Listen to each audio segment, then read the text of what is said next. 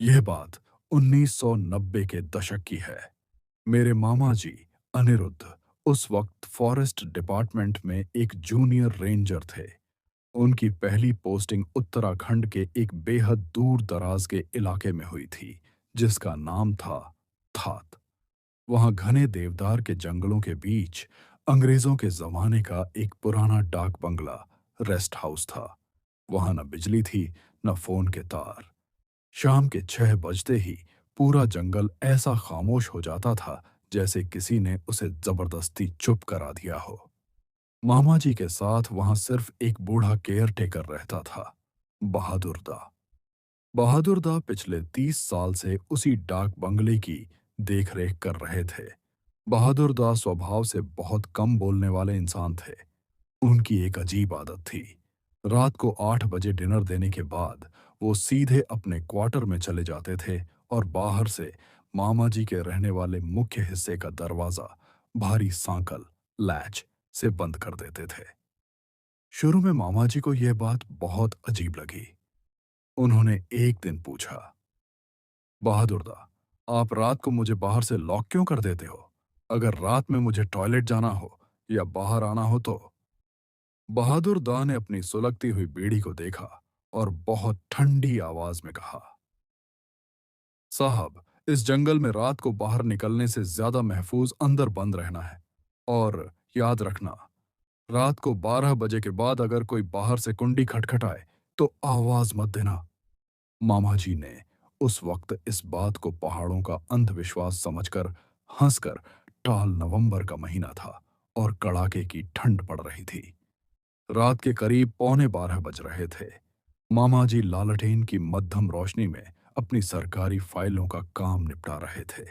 बाहर हवा बहुत तेज थी, जिससे खिड़कियों के शीशे बार बार थरथरा रहे थे। तभी अचानक हवा थम गई। पूरी घाटी में एक ऐसा सन्नाटा छा गया जो कानों को चुभने लगा। टक टक टक। मुख्य लकड़ी के दरवाजे पर किसी ने बहुत तमीज से दस्तक दी। मामा जी चौंक गए। इस घने जंगल में इतनी ठंड में आधी रात को कौन हो सकता है? उन्हें लगा शायद बहादुर दा वापस आए होंगे। वो लालटेन उठाकर दरवाजे की तरफ बढ़े। जैसे ही वो दरवाजे के पास पहुंचे, उन्हें लगा कि कोई बाहर खड़ा बुरी तरह हाँफ रहा है, जैसे बहुत दूर से दौड़कर आया हो। मामा जी ने दरवाजे के पास मुंह ले जाकर पूछा, कौन है? बहादुर दा, आप हो क्या? बाहर से कोई आवाज नहीं आई, बस हाँफने की आवाज तेज हो गई। तभी दरवाजे के नीचे जो 1 इंच का गैप था, वहां से एक सफेद रंग का लिफाफा सरसराते हुए अंदर आ गया। वह एक चिट्ठी थी। मामा जी ने नीचे झुककर वो चिट्ठी उठाई। लिफाफे पर कोई टिकट नहीं था, कोई पता नहीं था। बस उस पर कोयले से मामा जी का नाम लिखा था, अनिरुद्ध। मामा जी के रोंगटे खड़े हो गए।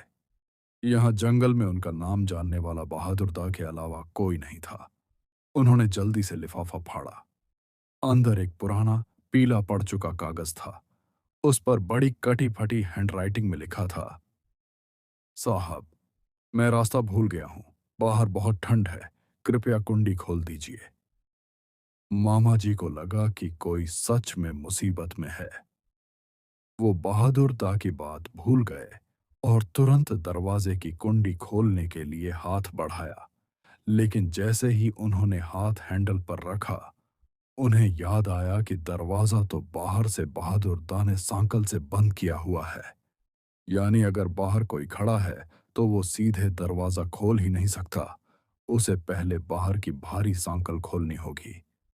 तो फिर वो बाहर से दरवाजे के हैंडल को सीधे क्यों खटखटा रहा था? मामा जी रुक गए। उन्होंने अपना कान दरवाजे से सटाया।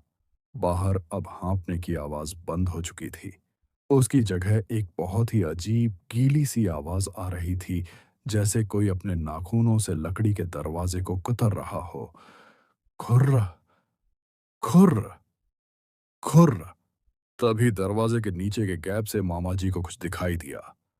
लालटेन की रोशनी नीचे फर्श पर पड़ रही थी। बाहर कोई खड़ा था, लेकिन जहां इंसान के पैर होने चाहिए थे, वहां सिर्फ दो सूखी काली लकड़ियां जैसी आकृतियां दिख रही थीं, जिन पर कोई मांस नहीं था। मामा जी डर के मारे 3 कदम पीछे हट गए। उनके हाथ से लालटेन छूटते छूटते बची। तभी दरवाजे के ठीक बाहर से एक आवाज आई। वह आवाज किसी इंसान की नहीं थी। वह ऐसी थी जैसे कई सारी आवाजें एक साथ मिलकर बोल रही हों, बहुत भारी और गूंजती हुई। अनिरुद्ध, चिट्ठी पढ़ ली? अब अंदर आने दो। मामा जी के पैरों तले जमीन खिसक गई। उन्होंने कोई जवाब नहीं दिया। वो उल्टे पैर भागते हुए अपने बिस्तर पर गए और रजाई के अंदर दुबक गए। वो पूरी रात हनुमान चालीसा का पाठ करते रहे। बाहर वह दरवाजा सुबह 4 बजे तक धीरे धीरे खटखटाया जाता रहा।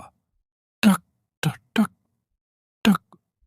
सुबह जब सूरज की पहली किरण खिड़की से अंदर आई, तब जाकर मामा जी की जान में जान आई। करीब 6 बजे बाहर से सांकल खुलने की आवाज आई। बहादुर दा चाय की केतली लेकर अंदर आए। मामा जी बिस्तर से उठे। उनका चेहरा पीला पड़ चुका था। उन्होंने बिना कुछ बोले फर्श पर पड़ी वह चिट्ठी उठाई और बहादुर दा के हाथ में थमा दी।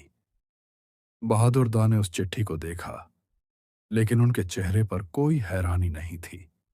उन्होंने एक गहरी सांस ली और कहा, मैंने कहा था ना साहब, आवाज मत देना।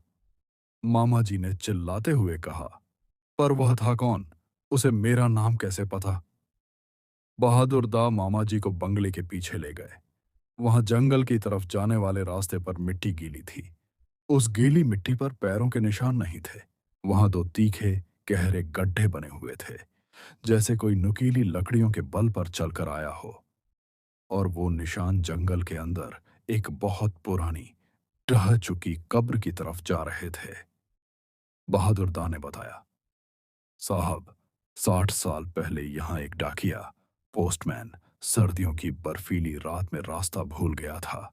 वह मदद के लिए भटकता रहा, लेकिन ठंड से उसके दोनों पैर गल गए और वह यहीं तड़प तड़प कर मर गया।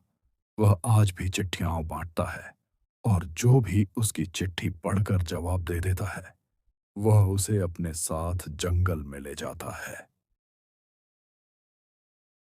मामा जी ने उसी दिन अपना ट्रांसफर देहरादून करवा लिया।